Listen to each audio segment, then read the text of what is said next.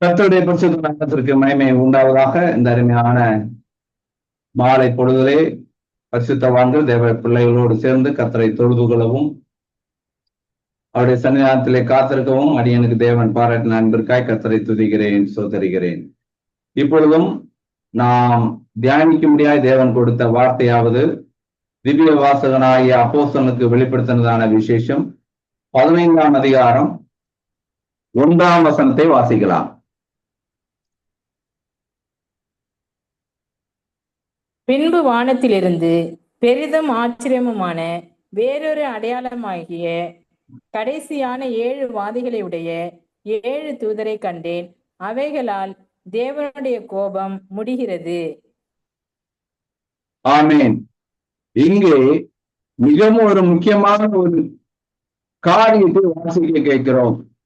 இங்கே பெரிதும் ஆச்சரியமான வேறொரு அடையாளமாகிய கடைசியான 7 வாதைகளை உடைய 7 தூதரை கண்டேன். அவைகளால் தேவனுடைய கோபம் முடிகிறது என்று வாசிக்க கேட்கிறோம். இந்த உலகத்தின் ஆரம்பம் முதல் கொண்டு முடிவு வரை தேவன் நிறைவேற்ற வேண்டிய சகல திட்டங்களையும் நிறைவேற்றி முடிக்கிற ஒரு வசனமே இந்த வெளிப்படுத்தல் 15:1 காணப்படுகிறது. தேவனுக்கு கீழ்ப்படியாதவர்களுக்கு நியாய தீர்ப்பை கொடுக்கவும், அதற்கு பின்பு தேவனால் கற்பனைகளை கைக்கொள்வதற்கு நித்திய ஜீவனை கொடுக்கிற ஒரு காலத்தின் பகுதியிலே இந்த வசனம் நிறைவேறி முடிகிறது. பிரியமானவர்களே, இங்கே நான் பார்க்கும் பொழுது வேறொரு பெரிதும் ஆச்சரியமான அடையாளம் என்று திவ்ய வாசகனாகிய யோவான் பார்க்கிறார்.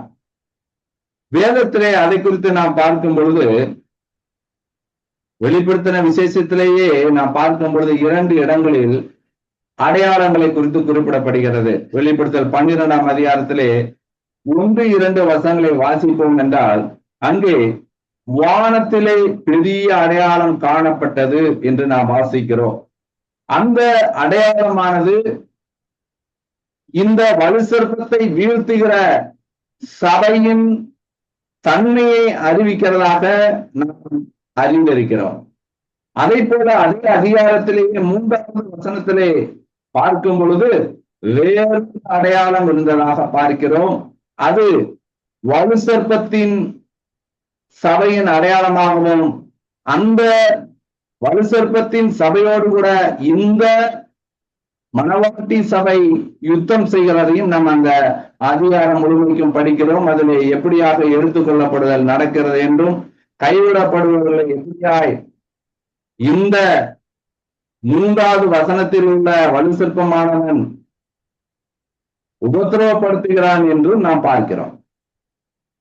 இவைகளெல்லாம் முடிகிற தருவாயில்தான் இந்த வெளிப்படுத்தல் 15:1 நிறைவேறுவதாக பார்க்கிறோம். இப்படி 3 விதமான அடையாளங்களை நாம் வெளிப்படுத்தின விசேஷத்திலேயே பார்க்கிறோம்.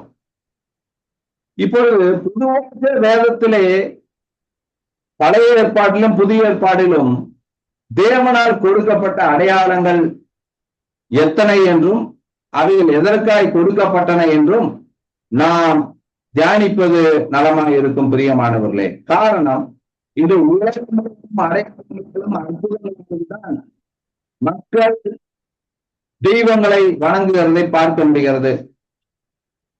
தேவனை அறியாதவர்கள், கர்த்தராகிய இயேசு கிறிஸ்துவை அறியாதவர்கள் அடையாளங்களை தேடுகிறார்கள். தேவனை அறிந்தவர்களும் அடையாளங்களை தேடுகிறார்கள். காரணம், மனிதன் அப்படிப்பட்ட ஒரு சமூக விலங்காய் காணப்படுகிறான். ஏதாவது புதிதாக ஒன்று உலகத்தில் காரியம் நடைபெற்றால் அதை விசுவாசிக்கிறவனாக, அதை நம்பி பின்பற்றுகிறவனாய் காணப்படுகிறதை ஆதி காலத்திலிருந்தே நாம் பார்க்கிறோம். விலங்குகள் அப்படி அல்ல. பிரியமானவர்களே, இவன் மாத்திரம் ஒரு விசேஷித்ததாக காணப்படுகிறதான். அதன் நிமித்தமாகவே பொய்யான அடையாளங்களையும் அற்புதங்களையும் கண்டு அநேகர் வஞ்சிக்கப்படுகிறதை இந்நாட்களில் பார்க்க முடிகிறது. இத்தனை விதமான மார்க்கங்கள் இந்த பூமியிலே உண்டாயிருக்கின்றன.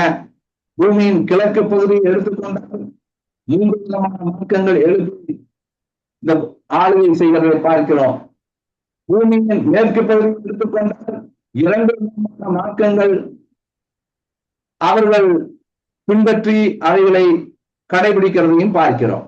இப்படி இந்த உலகத்திலே எடுத்துக்கொண்டோம் என்றால் இன்றைக்கு பல்வேறு விதமான மத நம்பிக்கைகள், வழிபாட்டு முறைகள் இருப்பதை பார்க்கிறோம். காரணம் எல்லாம் ஒரு அடையாளத்தை கொண்டு அவர்கள் அதை விசுவாசிக்கிறார்கள். அதனால்தான் இந்த அடையாளம் தேவனால் கொடுக்கப்படுகிறதா அல்லது அவருக்கு எதிரியாக இருக்கிற சர்ப்பத்தால் கொடுக்கப்படுகிறதா என்பதை அறிந்து கொண்டால் நமக்கு நலமாயிருக்கும்.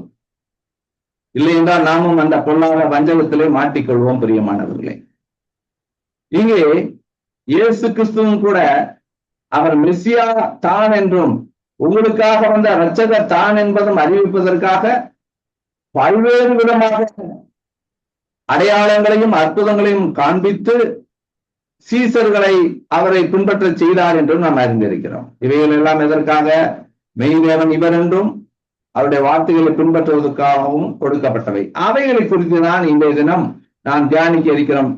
பழைய ஏற்பாட்டிலே நாம் முதலாவது பார்க்கும் பொழுது, அடையாளமாக பார்க்கும் பொழுது, இங்கே நோவாவை ஏற்படுத்தின ஒரு உடன்படிக்கையின் அடையாளத்தை பார்க்கிறோம். பிரியமானவர்களே, இங்கே எதற்காக? ஏறக்குறைய 2000 ஆண்டு காலமாக ஜனங்கள் உண்டாக்கின தேவனை மறந்து வலுசற்பத்தின் வஞ்சக எண்ணங்களுக்குள்ளாக ஆட்கொள்ளப்பட்டு ஒருவனும் நல்லவனாக இல்லாதபடி தேவன் மனுஷனை உண்டாக்கினதற்காக சஞ்சலம் அடைந்தார் என்று ஆதியாகமத்திலே நாம் வாசிக்கிறோம்.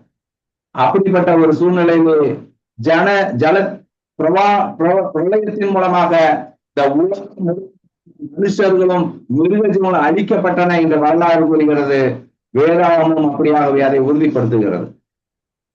அப்படிப்பட்ட ஒரு தருணத்திலே இன்னும் இந்த பூமியையும் இங்குள்ள மிருக ஜீவன்களையும் மனிதர்களையும் நான் ஜலத்தினாலே அழிப்பது இல்லை என்பதற்காக அதற்கென்று ஒரு உடன்படிக்கையை ஏற்படுத்தும் விதமாக தேவன் மனிதனோடு முதலாவது உடன்படிக்கையின் மூலமாக ஏற்படுத்தப்பட்ட அடையாளமாக நாம் வானவில்லை பார்க்கிறோம். எடுத்து வாசிப்போம். ஆதியாகமம் 9ஆம் அதிகாரம் 12 17 வரை வாசிக்கலாம். அன்றியும் தேவன் எனக்கும் உங்களுக்கும் உங்களிடத்தில் இருக்கும் சகல ஜீவ ஜந்துக்களுக்கும் நித்திய தலைமுறைகளுக்கென்று நான் செய்கிற உடன்படிக்கையின் அடையாளமாக நான் என் வில்லை மேகத்தில் வைத்தேன். அது எனக்கும் பூமிக்கும் உண்டான உடன்படிக்கைக்கு அடையாளமாயிருக்கும். நான் பூமிக்கு மேலாய் மேகத்தை வருவிக்கும் பொழுது அந்த வில் மேகத்தில் தோன்றும். அப்பொழுது எல்லா மாம்ச ஜீவன்களையும் அழிக்க இனி ஜலமானது பிரளயமாய் பெருகாதபடிக்கு எனக்கும் உங்களுக்கும் மாம்சமான சகல ஜீவ ஜந்துக்களுக்கும் உண்டான என் உடன்படிக்கையை நினைவு கூறுவேன்.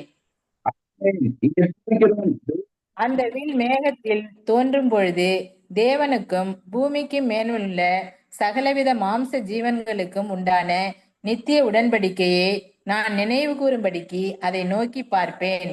இது எனக்கும் பூமியின் மேலுள்ள மாம்சமான யாவுக்கும் நான் ஏற்படுத்தின உடன்படிக்கையின் அடையாளம் என்று நோவாவோடு சொன்னார்.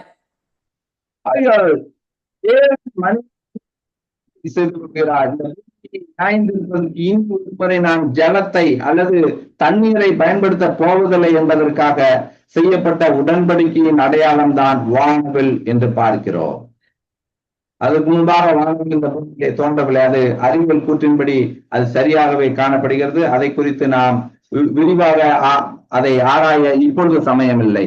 இங்கே பார்க்கும் பொழுது இரண்டாவது அடையாளமாக வேதாந்தத்திலே நாம் பார்க்கும் பொழுது தேவன் மோசை அழைத்ததற்கான அடையாளத்தை நாம் பார்க்க முடிகிறது. பிரியமானவர்களே, அதற்கு நான் தான் யெகோவா என்ற தேவன், நான் இருக்கிறவராக இருக்கிறேன் என்று சொன்னவர் நான் உன்னை அழைத்து அனுப்பினேன் என்பதற்கான அடையாளமாகவே இங்கே முச்செடி மத்தியிலே எரிகிற ஒரு பச்சை, அதாவது பசுமையான ஒரு முச்செடியானது எரிகிறதை அடையாளமாய் மோசைக்கு காண்பிக்கிறார்.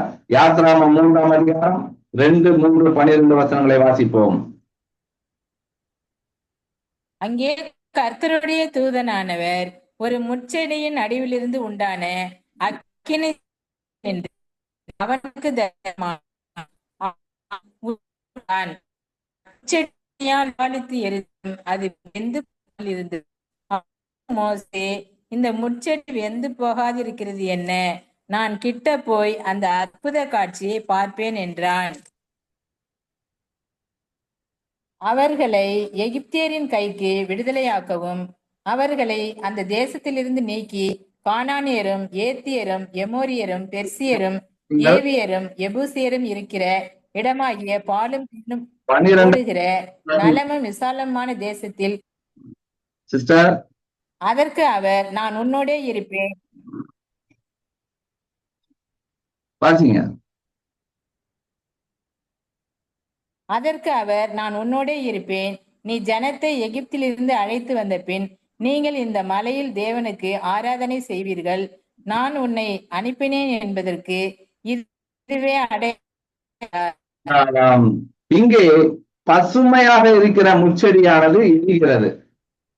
நீ மீண்டுமாய் உன்னுடைய ஜனத்தை பார்வை மன்னனுக்கு வந்து இந்த மலையிலே ஆராதிப்பதற்கு இது அடையாளம் என்று மோசையோடு உடன்படிக்கை செய்து கொள்கிறார். முதலாவது நோவாவோடு உடன்படிக்கை செய்தார். இங்கே மோசே இரண்டாவதாக உடன்படிக்கை செய்கிறார், அடையாளமாக காண்பிக்கிறார். மூன்றாவது இஸ்ரவேல் ஜனங்கள் பார்வோன் மன்னனால்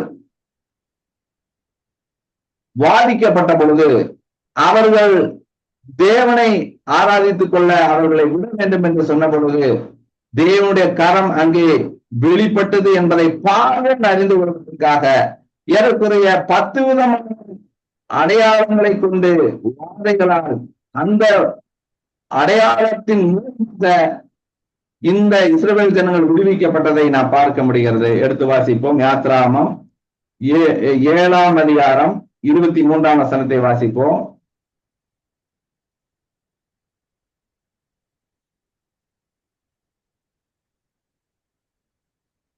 பார்வோன் இதையும்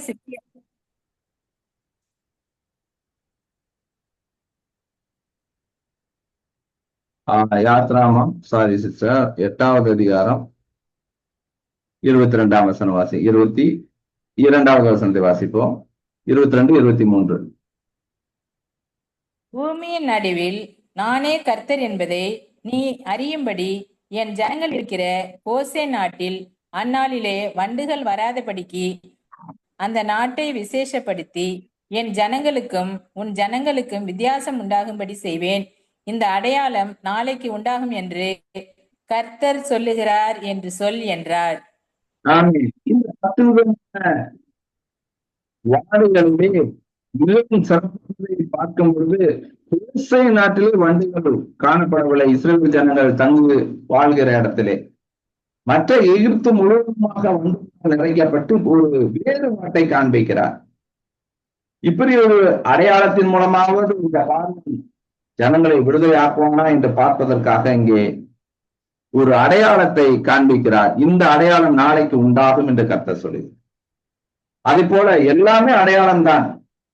இஸ்ரவேல் ஜனங்களுடைய கோசே நாட்டிலே எந்த விதமான வாதைகளும் வரவில்லை. கடைசியாக பார்க்கும் பொழுது எகிப்தின் தலைச்சன் பிள்ளையை தேவன் சங்கரிக்கும் போது கூட இஸ்ரவேல் பிள்ளைகள் தங்கியிருக்கிற கோசை நாட்டிலே அந்த சங்காரம் உண்டாகவில்லை என்று பார்க்கிறோம். இப்படி இஸ்ரவேல் ஜனங்களை விடுதலையாக்கி கொண்டு வருவதற்காக அடையாளத்தை தேவன் காண்பித்தார் என்று பார்க்கிறோம். அடுத்ததாக பார்க்கும் பொழுது தாவீதின் நாட்களில் பார்க்கும் பொழுது தாவீது பெலிஸ்தியனை வீழ்த்துவதுதான் இந்த உலகத்திலே மிகப்பெரியதான ஒரு வரலாற்று சம்பவமாக பார்க்கிறோம். ஆச்சரியமான சம்பவமாக நாம் பார்க்க முடிகிறது. அதற்கும் அடையாளத்தை தேவன் வைத்திருக்கிறார் என்று பார்க்கிறோம். அவருடைய தந்தையே அடையாளத்தை கேட்பதை வேதாந்தத்திலே நாம் படிக்க முடிகிறது. 1 சாமுவேலின் புஸ்தகத்திலே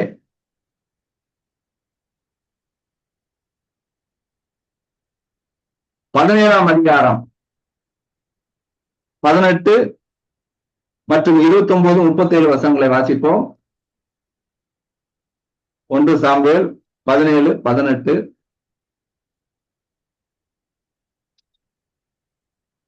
இந்த 10 பால் கட்டிகளை 1000 பேருக்கு அதிபதியானவிடத்தில் கொடுத்து உன் சகோதரர் சுகமாய் இருக்கிறார்களா என்று விசாரித்து அவர்களிடத்தில் அடையாளம் வாங்கி கொண்டு வா என்றான். அடுத்ததாக அப்பொழுது 29 வாசிங்கள். அதற்கு தாவீது, நான் இப்பொழுது செய்தது என்ன? நான் வந்ததற்கு முகாந்தரம் இல்லையா என்று சொல்லி அவனை விட்டு வேறொன்னிடத்தில் திரும்பி போதும் அந்த பிரகாரமாகவே. ரொம்ப டைம் எடுக்காதீங்க, சொல்ற வசனங்களை மட்டும் வாசிங்க. எல்லாருக்கும் இந்த சம்பவங்கள்லாம் தெரிந்த காரியம்தான். எது தேவையோ அது மட்டும் படிப்போம். சோதரம் இங்கே 18ஆம் வசனத்திலே பார்க்கும் பொழுது ஈசாய் அவருடைய தகப்பனுக்கு 8 குமாரர். அதிலே 3 பேர் இராணுவத்திலே பணி செய்து கொண்டிருக்கிறார்கள், சவுலின் இராணுவத்திலே. அவர்களை பார்ப்பதற்காக ஈசாய் தாவீதை அனுப்புகிறார். அனுப்பும் பொழுது அங்க என்ன நடக்கிறது? 1000 பேருக்கு தலைவன், அப்படி என்றால் ஒரு சேனை அதிபன், அவருக்கு பால் கட்டிகளை, அதாவது இப்பொழுது காணப்படுகிற இதுல சொல்ல வேண்டும் என்றால், இந்த பால் கட்டி என்றால் இப்பொழுது வர மாட்டேங்குது, இங்கிலீஷ்ல ஒரு பேர் இருக்கிறது. அந்த கட்டிகளை கொடுத்து அது நிமித்தமா விசாரித்து வரும் பொழுது அவனிடத்திலே, யாரிடம்? சேனாதிபதியின் இடத்துல ஒரு அடையாளம் வாங்கிவா என்று தாவீதுக்கு சொல்லி அனுப்புகிறார். தாவீதுக்கு அங்கே என்ன நடக்கிறது என்பது தெரியாது. 40 நாள் அளவும் இந்த பொல்லாத மனுஷனாகிய கோலியாத் என்பவன் இஸ்ரவேலின் தேவனையும் இஸ்ரவேலர்களும் நிந்தித்து அவமானப்படுத்துகிறதை பார்க்கிறது. இந்த ஈசா என்ற தகப்பன் அடையாளத்தை வாங்கி வர சொல்லுகிறார். இவர் இங்கு சென்று பார்க்கும் பொழுது காரியம் இப்படியாய் இஸ்ரவேலின் தேவனை நிந்திப்பதையெல்லாம் இந்த அதிகாரத்திலே வாசிக்க முடிகிறது. அவருடைய மூத்த அண்ணன் அங்கே எலியா என்ன செய்கிறார்? ஏன் இங்கு வேஸ்டா நின்றுட்டு இருக்கிறேன் என்று கேட்கும் பொழுது, நான் வந்ததற்கு முகாந்தரம் இல்லையா என்று கேட்கிறார். காரணம் என்ன? இவர் வந்து அங்கே ஒரு பர்பஸாக தான் தேவனால் அனுப்பப்பட்டிருக்கிறார் என்று நாம் பார்க்க வேண்டும். பிரியமானவர், இது தேவனுக்கு காரியம். ஈசாய்க்கு தெரியாது, ஆனால் அவராக கேட்கிறார், சேனாதிபதியின் இடத்திலே ஒரு அடையாளத்தை வாங்கி வா என்று. அது எப்படியாய் முடிகிறது என்றால், இந்த இஸ்ரவேல் தேசத்திற்கு ஒரு பெரிய ஒரு விடுதலை உண்டாகும்படியாக இந்த தாவீது அனுப்பப்படுகிறான். அங்கே நீ பார்க்கிற அடையாளமே இந்த கோலியாத்து தான். அவனை வீழ்த்த வேண்டும் என்பதற்காக தேவன் அனுப்பின ஒரு சம்பவமாகவே நாம் பார்க்க முடிகிறது. காரணம், அந்த 4 அவருடைய சகோதரன் மிகுந்த பயத்தோடு கூட தான் 40 நாள் அளவும் அங்கே காணப்பட்டார்கள். சவுல் ராஜா பயத்தோடு காணப்பட்டார், இஸ்ரவேல் ஜனங்கள் பயத்தோடு காணப்பட்டார்கள். இது அங்கே சொல்லும் வரை தாவீதுக்கு தெரியாது. ஆனால் அவர் என்ன சொல்லுகிறார்? இந்த கோலியாத்தை நான் நிச்சயமாக வீழ்த்துவேன். அதை குறித்து தான் நான் வாசிக்க முடியாது. 37வது வசனத்தை வாசிக்கும் பொழுது, என்னை சிங்கத்தின் கைக்கும் கரடியின் கைக்கும் தப்புவித்த கர்த்தர் இந்த பெலிஸ்தனுடைய கைக்கு தப்புவிப்பார் என்றான் என்று பார்க்கிறோம். இதுல இருந்து நாம் ஒரு காரியத்தை அறிந்து கொள்ள முடிகிறது. பிரியமானவர்களே, நம்முடைய வாழ்க்கையிலே வருகிற நெருக்கங்கள், போராட்டங்கள், எதிரிகள், பிரச்சனைகள், மனுஷர்களால் வருகிற வஞ்சகமான காரியங்களால் வருகிற நெருக்கடிகள், இழப்புகள் எல்லாம் எதற்காக என்றால், பொல்லாத வலுசற்பத்தை வீழ்த்துவதற்காகவே இவர்கள் கொடுக்கப்படுகின்றன. இந்த அதிகாரத்தை படித்தவர்கள் தெரியும். அதில் ஒன்றாய் மாற்றப்படுவார்கள். இந்த கரடியை போல, இந்த சிங்கத்தை போல, அதற்கு சமமாக இந்த ராட்சத சந்ததி பிறந்த கோலியாத்தை வீழ்த்துவார், கர்த்தர் பலன் தருவார் என்று தாவீது போராடுகிறார். நாம் அழைக்கப்பட்டதற்கும் ஒரு காரியம் இருக்கிறது. பொல்லாத நாம் வேதத்தில் பார்க்கிற அந்த வலுசற்பத்தை வீழ்த்த வேண்டும் என்பதுதான் தேவ திட்டம். அதை நிறைவேற்றுவதற்கு இப்படி வாழ்க்கையில வருகிற பல்வேறு விதமான போராட்டங்கள், நோயின் மூலமாக அல்லது பொல்லாத மனிதர்களின் மூலமாக, அரசாங்கங்களின் மூலமாய் அதே போல ஆவிக்குரிய சாத்தான்கள் போராட்டங்கள் இவைகளும் அதுல ஜெயிக்கும் பொழுது அதுக்கு பயிற்சியை கொடுக்கிறது நமக்கு.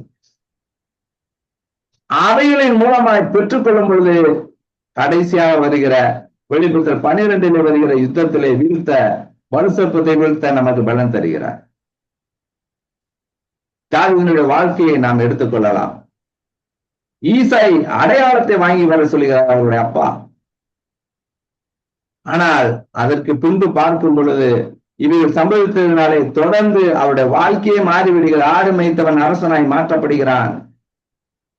1000 பேருக்கு தலைவனிடத்தில் அடையாளம் வாங்க சொன்னவர் கோலியாத்தை நிமித்தமாய் அங்கு சேர்ந்து ராஜா சவுல் கொண்டது 1000 என்றும் தாவீது கொண்டது 10,000 என்று சொல்லி பாடி ஆடி பாடினார்கள் என்று வேதம் கூறுகிறது. இப்படி தேவன் தாவீதை தம்முடைய ராஜாவாக அந்த இரட்சகனாக ஏற்படுத்துவதற்காக ஒரு அடையாளத்தை ஈசாயின் மூலமாய் கேட்க சொன்னார் என்று நாம் பார்க்க முடிகிறது. அதுக்கு நாம் இதுதான் 3வதாக வேதத்திலே பார்க்கிற அடையாளம். 4வதாக பார்க்கும் பொழுது யோசுவா மூலமாக தேவன் அதை துளக்க கிருபை பாராட்டின பொழுது அவர்கள் கடந்து போனவுடன் அங்கே 12 கற்களை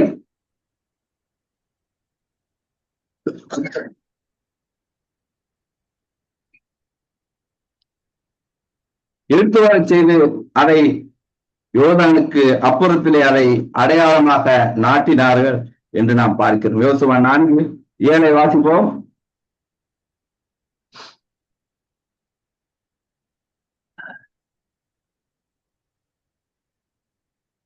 நீங்கள் கர்த்தருடைய உடன்படிக்கை பெட்டிக்கு முன்பாக யோர்தானின் தண்ணீர் பிரிந்து போனதினால் அவைகள் வைக்கப்பட்டிருக்கிறது.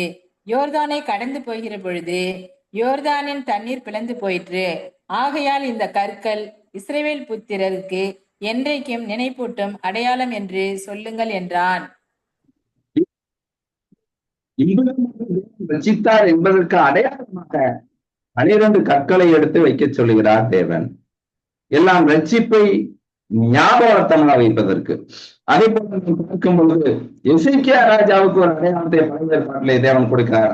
ஒரு அடையாளமாக அவர் கர்த்தருடைய ஆலயத்துக்கு கடந்து போவார் என்பதற்கு அடையாளமாக அங்கே பாகை 10 பாகை பின்னிட்டு செல்லும்படியாய் கட்டளையிடுகிறதை 2 ராஜாக்கள் 20ஆம் அதிகாரம் 8ஆம் வசனத்திலே பார்க்கிறோம்.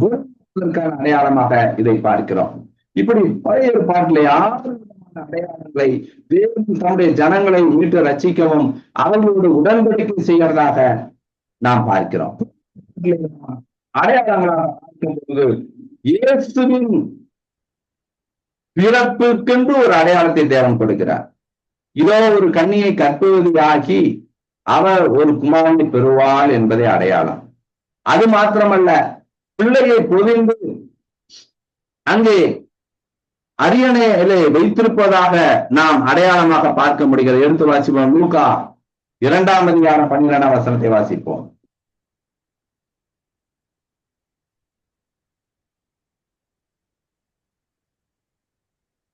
லூக்கா 2:12.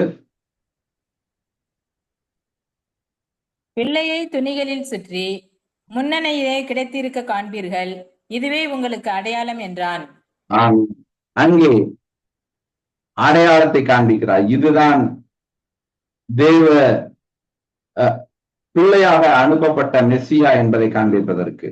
அதே போல 3 விதமான அந்த ஞான சாஸ்திரிகள் வந்த பொழுது நட்சத்திரத்தை அடையாளமாக செய்து வாழ் நட்சத்திரத்தை பிள்ளை இருந்த இடத்தில் வந்து நின்றது என்று மற்றொரு இடத்திலே பார்க்கணும். இப்படி அடையாளங்களை காண்பிக்கிறார். இயேசுவின் பிறப்பிற்கு என்று ஒரு அடையாளம், கன்னியை கற்பவதியாவதும் அடையாளமாக இருக்கிறது. அதே போல இயேசுவின் மரித்து உயிர்த்தெழுவதற்கென்றும் ஒரு அடையாளத்தை தேவன் காண்பித்ததாக நாம் பார்க்கிறோம். எடுத்து வாசிப்போம். மத்தேயு 16:4 வாசிப்போம்.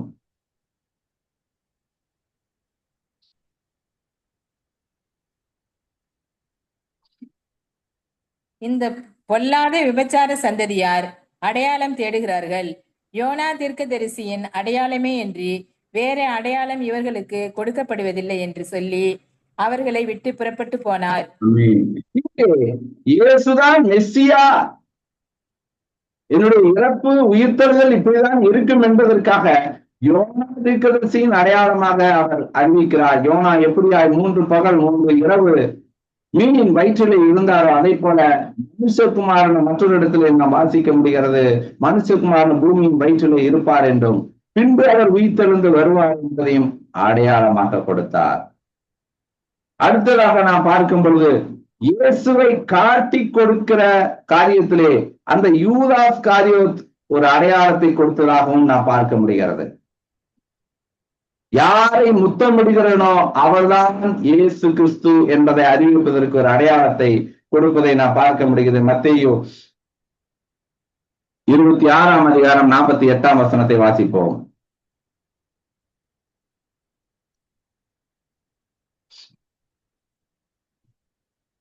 அவரை காட்டி கொடுக்கிறவன், நான் எவனை முத்தம் செய்வேனோ அவன்தான், அவனை பிடித்துக் கொள்ளுங்கள் என்று அவர்களுக்கு அடையாளம் சொல்லி இருந்தான்.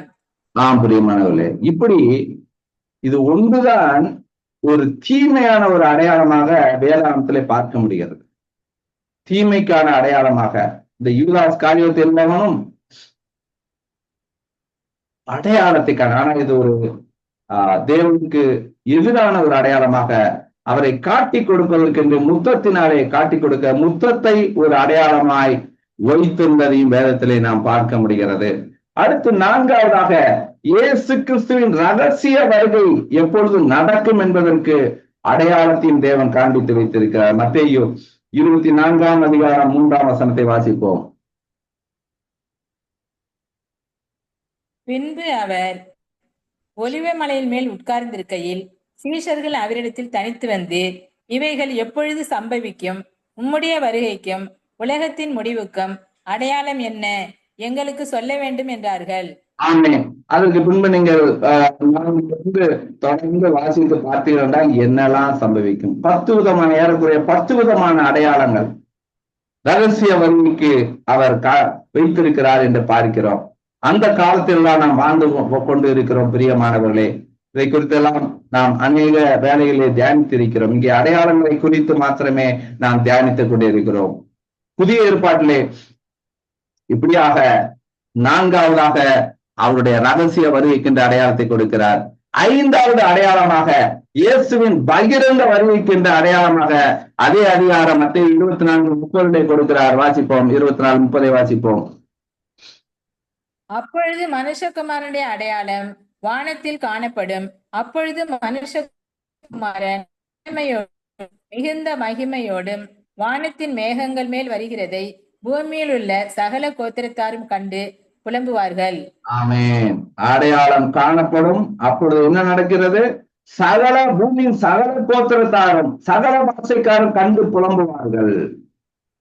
ரகசிய வருகைக்கும் பகிரங்க வருகைக்கும் அதுதான் வித்தியாசம். ரகசிய வருகை சந்தோஷத்திலே செல்கிற பரிசுத்தவானுடைய வருகை. ஆனால் பகிரங்க வருகை கண்டு புலம்புவார்கள். அங்கே வாயின் சுவாசத்தினாலே இந்த பூமியையும் யாவற்றையும் பாதாளத்தையும் அழித்து போடுவார் என்று வேதவசனம் சொல்லுகிறது. அதுவும் ஒரு அடையாளமாக நாம் பார்க்க முடிகிறது. அடுத்து 6வது அடையாளமாக நாம் பார்க்கும் பொழுது புதிய ஏற்பாட்டிலே பவுலடியாருடைய நிருபங்களுக்கு அடையாளமாக அவருடைய கையொப்பத்தை கடைசியாக இட்டு வைப்பதாக நாம் பார்க்க முடிகிறது. 2 தெசலோனிக்கேயர் 3ஆம் அதிகாரம் 17ஆம் வசனத்தை வாசிப்போம்.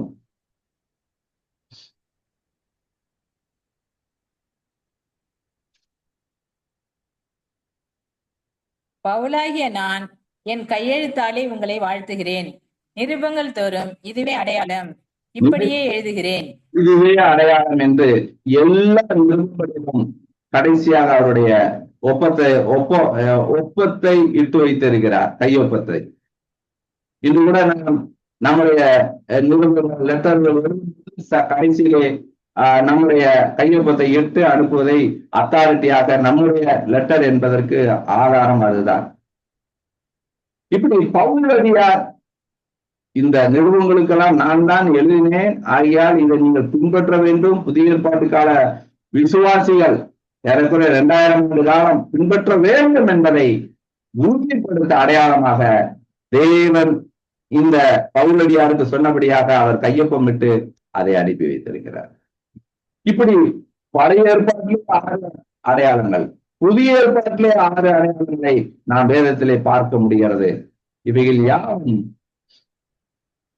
அவருடைய வருகைக்கென்று ஆயத்தமாவதற்கும் தேவன் நம்மோடு இருக்கிறார் என்பதற்குமான அடையாளங்கள். ஆனால் பிசாசும் பொய்யான அடையாளங்களையும் அற்புதங்களையும் வானத்திலே காண்பித்து மெசியா வருவதாக காண்பித்து வந்தவன் அநேகரை வஞ்சிப்பான் இன்னும் வரும் காலங்களில். ஆகையால் தேவ ஜனங்கள் மிகவும் எச்சரிக்கையா இருக்க வேண்டும். வெளிப்படுத்தல் 15:1 பார்க்கிற பின்பு வேறொரு புதிதான அடையாளம், அந்த அடையாளம் வரும்போது என்ன நடக்கும்? 7 தேவதூதர்கள் எக்காலத்தை பிடித்துக் கொண்டிருப்பார்கள். 7 தேவதூதர்கள் தேவ கோபத்தை கையிலே பிடித்துக் கொண்டு இந்த பூமியிலும் பொய்யான தவறை ஆய்வு செய்து கொண்டிருக்கிற மிருகத்தையும் மிருகத்தின் சிங்காசனத்திலும் அவனை மெசியாவாக ஏற்றுக்கொள்கிற தேவனாக ஏற்றுக்கொள்கிற முத்திரையை தரித்துக் கொள்வதிலும் ஒவ்வொரு காலம் ஒவ்வொரு நேரங்களும் சமூகப்படுவதாக நாம் வெளிப்படுத்தும் விசேஷத்திலே வாசிக்கிறோம். அப்படியாக இவைகளால் தேவனுடைய கோபம் நிறைவேற தேவன் திட்டம் வைத்திருக்கிறார். தேவ ஜனங்கள் தெளிவாய் அறிந்து கொண்டு தாவீதை போல நாம் படுகிற பாடுகள் பிரயாசங்கள் சாத்தானை மேற்கொள்கிற என்று நடக்கிற காரியங்கள் எல்லாம் முடிவான யுத்தத்துக்கு என்று கர்த்தர் உங்களை ஆயத்தப்படுத்திக் கொண்டிருக்கிறார். அதன் மூலமாகவே நாம் ராஜாதி ராஜாவாகிய தேவனோடு கூட ஆயிடவர் அரசாட்சியிலே அந்த யுத்தம் முடியும் பொழுது நாம் ராஜாவாக அவருடைய ஆசாரியராக ஆளுகை செய்வோம். தாவீதுக்கான அடையாளம் நமக்கு கொடுக்கப்படுகிறது. நீங்கள் அந்த யுத்தத்திலே ஜெயிக்கும் பொழுது மாத்திரமே நீங்கள் அந்த அடையாளத்தின்படியாய் நித்திய ஜீவனையும் ஆளுகையும் பெற்றுக் கொள்கிறீர்கள். அதற்கென்று உங்களை ஆயத்தப்படுத்திக் கொள்ளுங்கள். தேவன் தாமே தம்முடைய வார்த்தைகளை ஆசீர்வதிப்பாராக. ஆமென். ஒருவர் ஜெபிக்கலாம்.